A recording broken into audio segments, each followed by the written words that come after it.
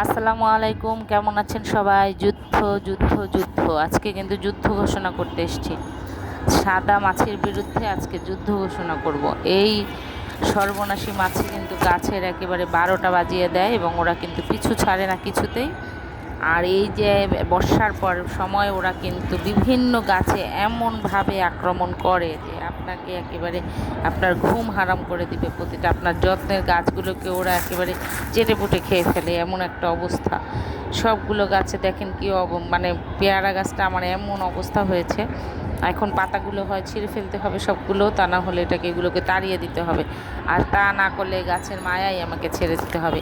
আর এখান থেকে অন্য অন্য গাছগুলোও সংক্রামিত হবে। সেই কারণে আজকে কিন্তু ওদের বিরুদ্ধে যুদ্ধ ঘোষণা করেছি এবং সে যুদ্ধে আমি কি অস্ত্র ব্যবহার করছি সেটা আজকে আপনাদের সাথে শেয়ার করতে এসছে। তো এই যুদ্ধে আমার প্রধান উপকরণ হচ্ছে নিম তেল, এবং এই নিম তেলটা কিন্তু প্রচণ্ড তেতো বলে ওরা কিন্তু এগুলো মানে বাপ করে পালিয়ে যাবে বলেই আমার বিশ্বাস। সাথে নিচ্ছি মেনসার, আর মেনসারটাও কিন্তু গাছের এই যুদ্ধের জন্য আমার একটা অন্যতম অস্ত্র। আর হলো সামান্য একটু ডিটারজেন্ট।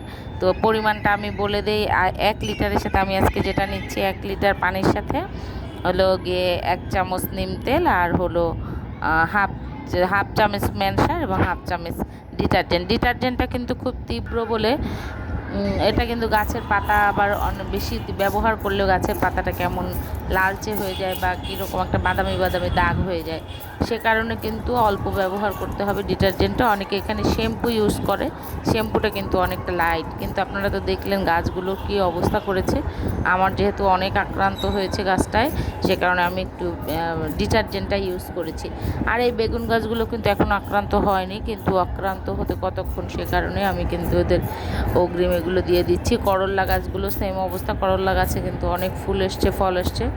তো ওরাও যেন কোনো মাছি টাছি কাটতে না পারে, সেজন্য করল্লাগুলো ফুটো করে দিতে না পারে, সে কারণে কিন্তু ওদের গায়েও স্প্রে করে দিচ্ছি। আর যেহেতু এটা নিম তেলের মিশ্রণ, এটাতে খুব একটা কোনো ক্ষতি করবে না বলে এটা কোনো বিষাক্ত কিছু না, সেজন্য কিন্তু সব জায়গায় দিয়ে দিচ্ছি। তো হচ্ছে গিয়ে আজকে এই যুদ্ধে আমাকে জয় লাভ করতেই হবে ইনশাল্লাহ। এই ব্রত নিয়ে একেবারে পাতার নিচে, ডালে পালায়, সব জায়গায় উল্টে পাল্টে যেভাবেই হোক দিয়ে দিচ্ছি। কিন্তু এই মাছিগুলো ভয়ে পালিয়ে যায় এই বাগান থেকে, আর যেন মুখ না হয়।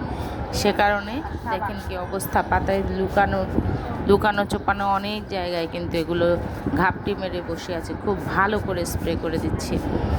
তো অন্য অন্য গাছগুলোতেও দিচ্ছি, যেখানে ডালিম গাছ বা অন্য অন্য যে গাছগুলো আছে যেখানে হচ্ছে গিয়ে ওরা থাকতে পারে, থাকার সম্ভাবনা আছে, আমি আম গাছ সবগুলোতেই দিয়ে দিচ্ছি, যাতে এই সাদা মাছি এই বাগান থেকে একেবারে মূলোৎপাটন হয়।